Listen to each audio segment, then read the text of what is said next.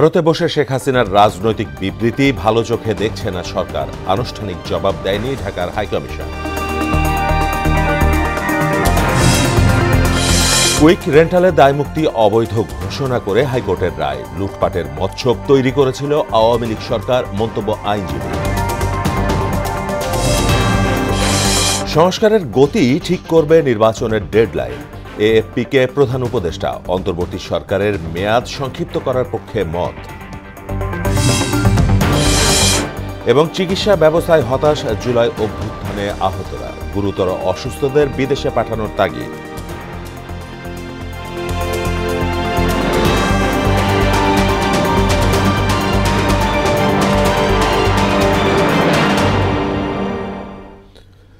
আসসালামু আলাইকুম, সবাইকে মোহনা সংবাদে স্বাগত। শুনছিলেন শিরোনাম, সঙ্গে আছি মাহমুদ হোসেন।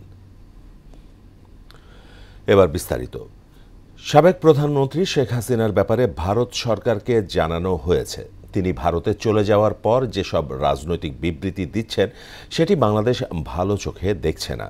দুদেশের পারস্পরিক শ্রদ্ধাবোধের জায়গা থেকে সাবেক প্রধানমন্ত্রীকে এসব বিষয়ে কথা বলা থেকে বিরত রাখা উচিত। বিকেলে এক ব্রিফিংয়ে এসব তথ্য জানান পররাষ্ট্র মন্ত্রণালয়ের মুখপাত্র তৌফিক হাসান। বিষয়টি ভারতীয় হাইকমিশনার দেখবেন বলে জানালেও আনুষ্ঠানিক উত্তর দেয়নি বলে জানান মুখপাত্র। এ সময় ই ভিসা সহজীকরণে ভারত সরকারকে অনুরোধ করা হয়েছে বলেও জানান তৌফিক হাসান।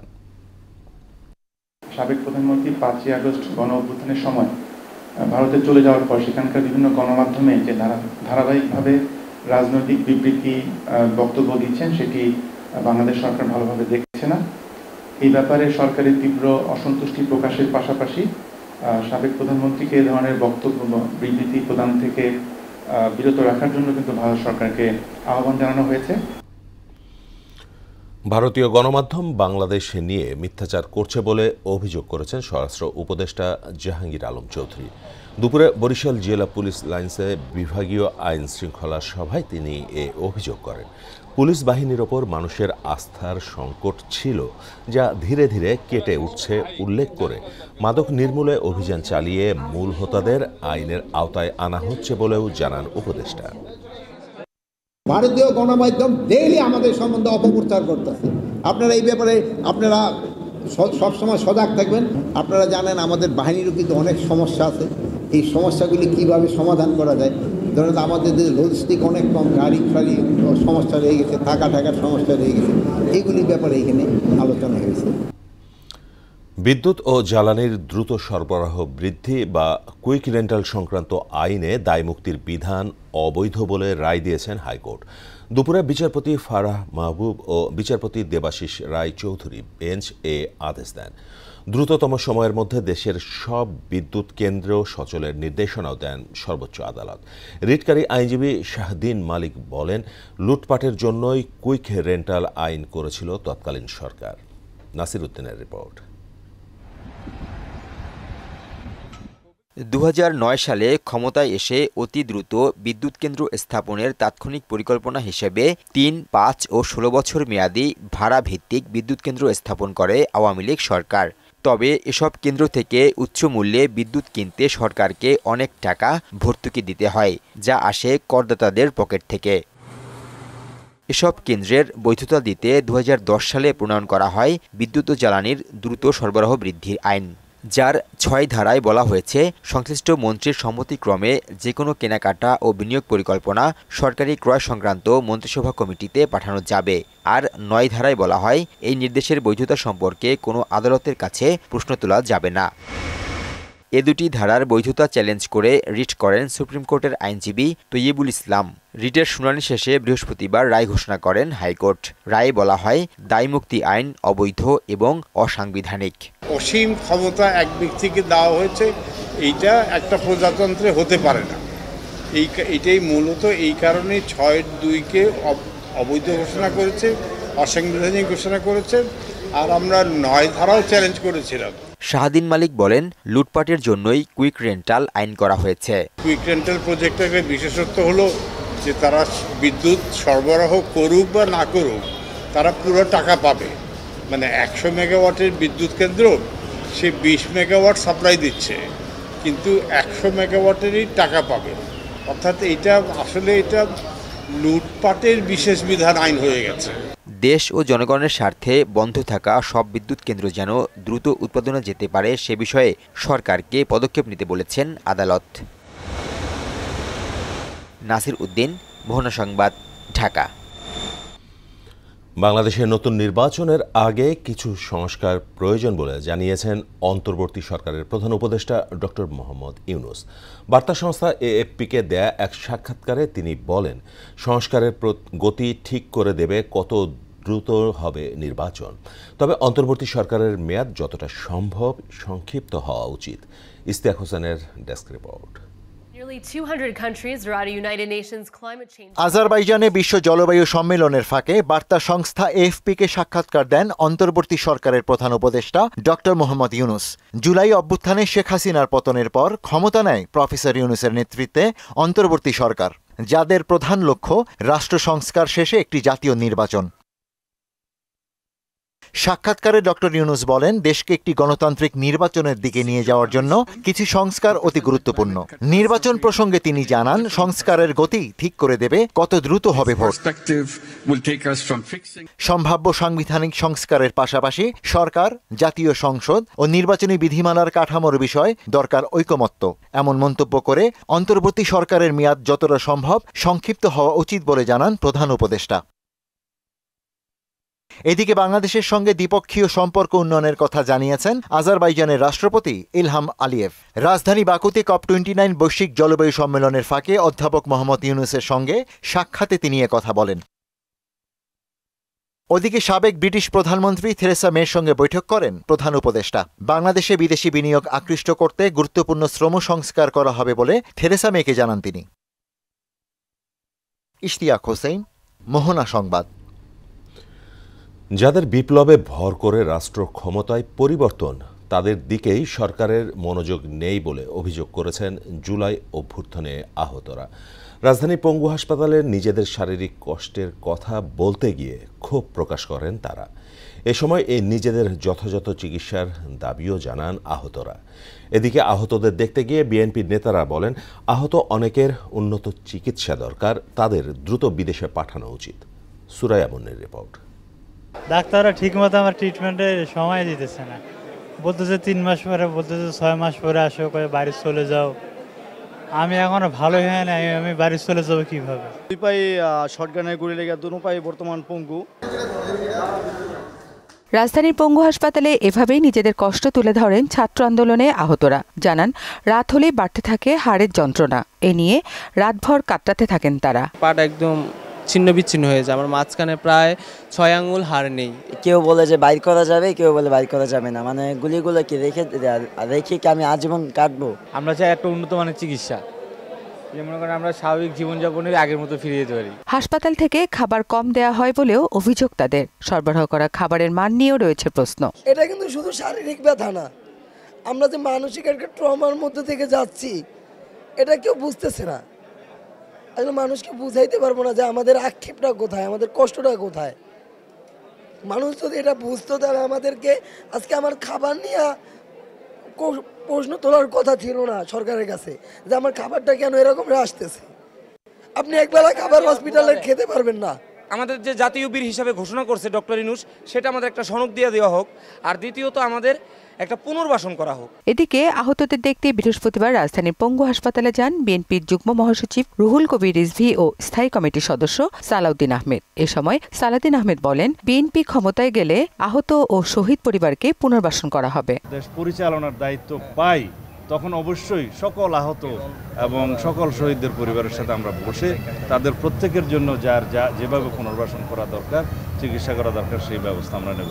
এ সময় আহতদের চিকিৎসায় দলের পক্ষ থেকে 5 লাখ টাকা অনুদানও দেন বিএনপি নেতারা। এফএসিবাদী শক্তি কিভাবে এখনো মুক্ত বাতাসে ঘুরে বেড়ায়। সুরাইয়া মুন্নি, মোহনা সংবাদ, ঢাকা। আমার মাথায় আসে না।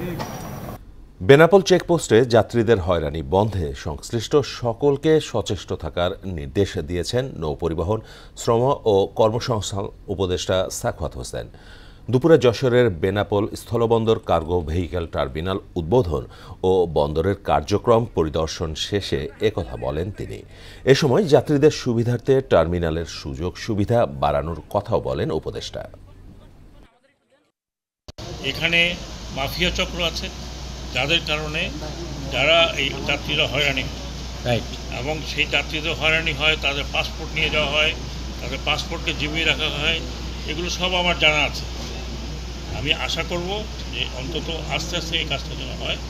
কাস্টমসের লোকজন এখানে আছে, তাদের একটা স্ক্যানার নষ্ট হয়ে আছে আজকে 1 বছর। আমি বলেছি এই স্ক্যানার 7 দিনের মধ্যে এই ঠিক করতে হবে। বৈষম্য বিরোধী ছাত্র আন্দোলনে মোহাম্মদ রাকিব হাওলাদারকে গুলি করে হত্যার অভিযোগে চকবাজার থানার মামলায় ঢাকা 7 আসনের সাবেক সংসদ সদস্য মোহাম্মদ সোলাইমান সেলিমকে কারাগারে পাঠানো হয়েছে। আগামী 27 নভেম্বর তার রিমান্ড শুনানির তারিখ ধার্য করা হয়েছে। ঢাকার মেট্রোপলিটন ম্যাজিস্ট্রেট আওলাদ হোসাইন মোহাম্মদ জুনায়েদের আদালত আজ এ আদেশ দেন। এদিন তাকে আদালতে হাজির করে 10 দিনের রিমান্ড চেয়ে আবেদন করেন মামলার তদন্ত কর্মকর্তা। আসামি পক্ষের আইনজীবী রিমান্ড বাতিল চেয়ে জামিন আবেদন করেন। তবে এ মামলার মূল নথি না থাকায় আদালত তাকে কারাগারে পাঠানোর আদেশ দেন।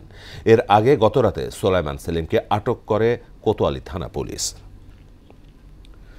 দেশে ডায়াবেটিস রোগে আক্রান্তের সংখ্যা দাঁড়িয়েছে 3 কোটিতে, আর বিশ্বে আক্রান্ত অন্তত 50 কোটি। এদের মধ্যে 80% মধ্য ও নিম্ন আয়ের দেশের। এমন পরিস্থিতিতে আজ পালন হচ্ছে বিশ্ব ডায়াবেটিস দিবস। রোগটি নিয়ন্ত্রণে রাখতে কায়িক পরিশ্রম এবং সুষম খাদ্যাভ্যাস গড়ে তোলার পরামর্শ দিয়েছেন চিকিৎসকরা। আরিফ হোসেনের ক্যামেরায় উষা ফেরদৌসের রিপোর্ট। দেশের প্রাপ্তবয়স্ক মানুষের 25%ই ঘাতক ব্যাধি ডায়াবেটিসে আক্রান্ত। যাদের একটা বড় অংশই জানেন না যে তারা এই রোগটি বহন করছে। ডায়াবেটিস আক্রান্তের সংখ্যা বেশি এমন দেশের মধ্যে বাংলাদেশের অবস্থান 8ম। যখন বেশি পরিমাণ হয় তখন বোঝা যায়, এর আগে আসলে বোঝা যায় না। আমার তো ডায়াবেটিস আপনার 32-33-এর পরে আমি বুঝতে পারছি। মিডল ইস্টে হাসপাতালে ডায়াবেটিস রোগী ফ্রি এবং এই বইটা পর্যন্ত ফ্রি, চিকিৎসা সম্পূর্ণ ফ্রি, প্রত্যেকটা ওষুধ ফ্রি। কিন্তু আমাদের এখানে কি দেখছি আমরা, শরীরে মাত্রাতিরিক্ত সুগার বাড়লে চোখ ও কিডনি সমস্যা দেখা দেয়। তবে নিয়মিত হাঁটাহাঁটি ও শারীরিক কসরত করলে তাদের ডায়াবেটিস নিয়ন্ত্রণে থাকে। আবার যারা নিয়মিত শারীরিক বিভিন্ন কসরতে যুক্ত থাকেন তাদের ডায়াবেটিস হয়ই না, জানালেন নিয়মিত ব্যায়ামের সঙ্গে যুক্ত থাকা মানুষেরা। যখন ব্যায়াম হয় তখন ডাক্তার যখন বলে যে তোমার হাঁটো, তখন হাঁটি। এর আগে আমরা করতে পারি না। আমার ডায়াবেটিস নাই, তাও আমি হাঁটি, কারণ হাঁটার কোনো বিকল্প নেই। ডায়াবেটিসের মেইন পরামর্শ হলো খাবার দাবার কন্ট্রোল এবং নিয়মিত হাঁটাহাঁটি, ব্যায়াম করা। বেশি ওজন, কায়িক শ্রমে ঘাটতি, অস্বাস্থ্যকর খাদ্যাভ্যাস, উচ্চ রক্তচাপ, পারিবারিক ইতিহাস এবং 40 পেরিয়ে যাওয়া ব্যক্তিদের ক্ষেত্রে ডায়াবেটিসের ঝুঁকি বেশি। আমাদের প্রতি 10 জনে এখন একজনের ডায়াবেটিস, মানে প্রত্যেকটা ফ্যামিলিতে আমাদের কেউ না কেউ ডায়াবেটিস। তার একটা মূল কারণ হচ্ছে আমাদের লাইফস্টাইল, অর্থাৎ আমরা যে খাবারগুলি খাই সেখানে আমাদের অনেক বেশি ক্যালোরি দেয় এবং আমরা ওজন বেড়ে যাচ্ছে এবং আমরা একেবারেই এক্সারসাইজ করি না এবং আমরা জাঙ্ক ফুড খাবার খেতে পছন্দ করি। বিশ্বে পূর্ণবয়স্ক মানুষের ডায়াবেটিস আক্রান্তের সংখ্যা 50 কোটি, যাদের 80%ই মধ্য ও নিম্ন আয়ের দেশের। সকালে খাওয়া 2 ঘন্টা পর, দুপুরে খাওয়া 2 ঘন্টা পর, রাতে খাওয়া 2 ঘন্টা পর দিয়ে 8 থেকে 10-এর ভিতরে রাখতে পারে। 3 মাসের গড় যদি 7-এর নিচে রাখতে পারে, ব্লাড প্রেশার যদি 130/80 নিচে রাখতে পারে, কোলেস্ট্রল যদি কন্ট্রোলে রাখতে পারে, তাহলেই কিন্তু সে শারীরিকভাবে সুস্থতা সম্ভব। উল্লেখযোগ্য উপসর্গ না থাকলেও 40 বছরের বেশি বয়সীদের ডায়াবেটিস পরীক্ষার পরামর্শ দেন চিকিৎসকরা। উষা ফেরদৌস, মোহনা সংবাদ, ঢাকা। স্বৈরাচারের পতন হলেও তার দোসররা এখনও বিভিন্ন জায়গা থেকে জনগণকে বিভ্রান্ত করছে বলে অভিযোগ করলেন ঢাকা মহানগর উত্তর বিএনপির আহ্বায়ক আমিনুল হক। সকালে রাজধানীর আলুদ্দিতে স্থানীয় যুবদলের এক অনুষ্ঠানে এ অভিযোগ করেন তিনি। আরও থাকবে মুদাসির আলীর প্রতিবেদনে। বিশ্ব ডায়াবেটিস দিবস উপলক্ষে মিরপুরের পল্লবীতে ফ্রি হেলথ স্ক্রিনিংয়ের আয়োজন করে যুবদল, ছাত্রদল সহ বিএনপির বিভিন্ন অঙ্গ সংগঠন। এতে প্রধান অতিথি হিসেবে যোগ দেন দলের ঢাকা মহানগর উত্তরের আহ্বায়ক আমিনুল হক।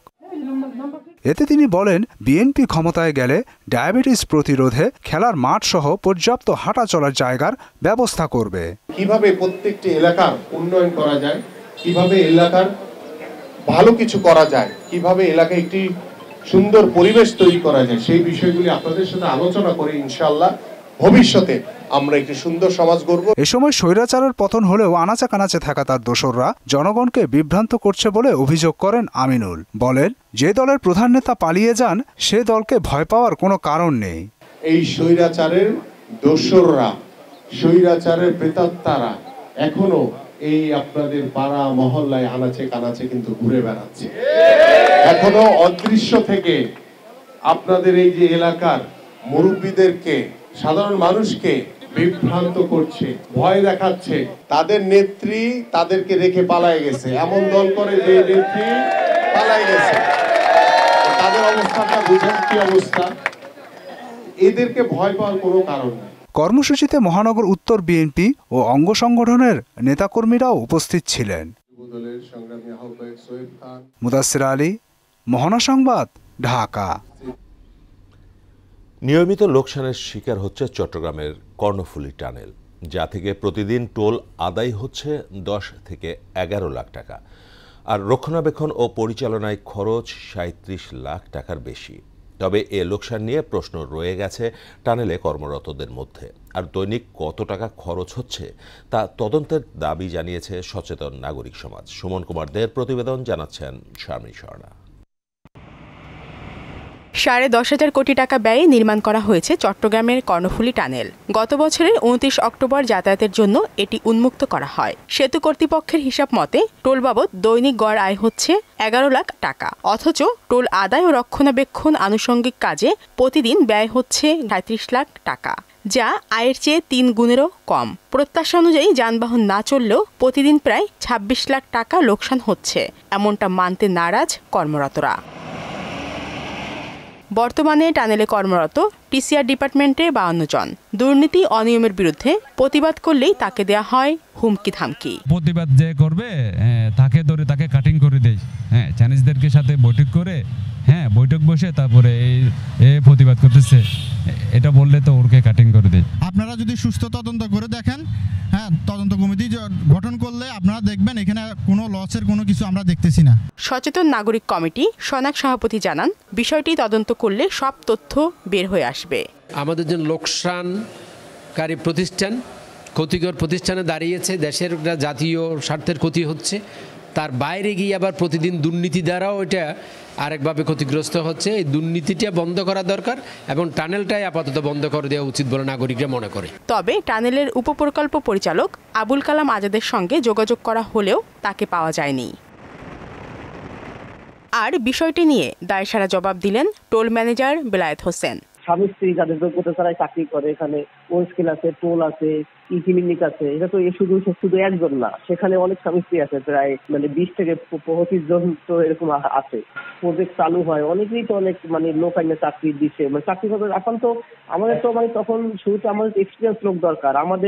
আমাদের পর্দা থেকে আনছি, যমুনা থেকে আনছি লোক। এখন যে লোক আমরা আনছি এক্সপিরিয়েন্স লোক হিসেবে আনছি, তাই বলে সব লোক তো আমার না। দ্রুত অবসান হবে সব অনিয়ম দুর্নীতির, বাড়বে যান চলাচল, লাভের মুখ দেখবে সমুদ্রের অতলে থাকা কর্ণফুলী টানেল, এমন প্রত্যাশা সবার। শারমিন স্বর্ণা, মোহনা সংবাদ। দেশের বাইরের খবর। গাজায় ইসরায়েলি হামলায় নতুন করে 47 ফিলিস্তিনি নিহত হয়েছে। এদিকে তেল আবিবে ইসরায়েলি সেনা সদরের দপ্তরে হামলা চালিয়েছে সশস্ত্র গোষ্ঠী হিজবুল্লাহ। অন্যদিকে হামাসকে নিশ্চিহ্নের লক্ষ্য পূরণ হওয়ায় গাজায় হামলা বন্ধের আহ্বান জানিয়েছেন মার্কিন পররাষ্ট্রমন্ত্রী অ্যান্টনি ব্লিনকেন। ইস্তিয়াক হোসেনের ডেস্ক রিপোর্ট। ইসরায়েলি বর্বরতায় বিধ্বস্ত গাজায় বেড়েই চলেছে মৃতের তালিকা। সবশেষ নুসেইরাত, জাবালিয়া, কামাল আদওয়ান সহ বিভিন্ন আশ্রয় কেন্দ্রে বিমান হামলা চালিয়ে আরো 47 ফিলিস্তিনিকে হত্যা করেছে নেতানিয়াহু সেনারা। 1 বছরেরও বেশি সময় ধরে চলা এই তাণ্ডবে 43,700 ছাড়িয়েছে প্রাণহানি, আহত হয়েছে 1 লাখের বেশি মানুষ। এদিকে তেল আবিবে ইসরায়েলের সামরিক বাহিনী সদর দপ্তর ও প্রতিরক্ষা মন্ত্রণালয় ড্রোন ও ক্ষেপণাস্ত্র হামলা চালিয়েছে লেবাননের সশস্ত্র গোষ্ঠী হিজবুল্লাহ। তবে কোনো ক্ষয়ক্ষতি বা প্রাণহানি হয়েছে কিনা তা জানা যায়নি। এ বিষয়ে কোনো মন্তব্যও করেনি ইসরায়েল। লেবাননেও ইহুদি সেনাদের বিরুদ্ধে শক্ত প্রতিরোধ গড়ে তুলেছে গোষ্ঠীটি। দেশটির দক্ষিণাঞ্চলে স্থলঅভিযানে আরও 6 ইসরায়েলি সেনা নিহত হয়েছে। এ নিয়ে গত 1.5 মাসে 47 ইসরায়েলি সেনা নিহত হয়েছে দেশটিতে। সশস্ত্র গোষ্ঠী হামাসকে ধ্বংস করার লক্ষ্য পূরণ হয়েছে উল্লেখ করে ইসরায়েলকে দ্রুত হামলা বন্ধের আহ্বান জানিয়েছেন মার্কিন পররাষ্ট্রমন্ত্রী অ্যান্টনি ব্লিংকেন। একই সঙ্গে উপত্যকাটিতে মানবিক সহায়তার পাশাপাশি পণ্যবাহী ত্রাণ প্রবেশ করতে দেওয়া জরুরি বলেও জানান তিনি। ইশতিয়াক হোসেন, মোহনা সংবাদ। শেষ করব মোহনা সংবাদ যাবার আগে শিরোনামগুলো আরো একবার।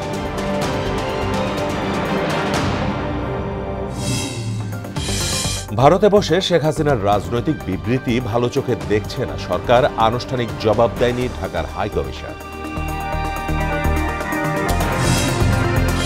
কুইক রেন্টালে দায়মুক্তি অবৈধ ঘোষণা করে হাইকোর্টের রায়, লুটপাটের মচ্ছক তৈরি করেছিল আওয়ামী লীগ সরকার, মন্তব্য আইনজীবী। সংস্কারের গতি ঠিক করবে নির্বাচনের ডেডলাইন, এএফপিকে প্রধান উপদেষ্টা, অন্তর্বর্তী সরকারের মেয়াদ সংক্ষিপ্ত করার পক্ষে মত। এবং চিকিৎসা ব্যবস্থায় হতাশ, জুলাই অভ্যুত্থানে আহতরা, গুরুতর অসুস্থদের বিদেশে পাঠানোর তাগিদ।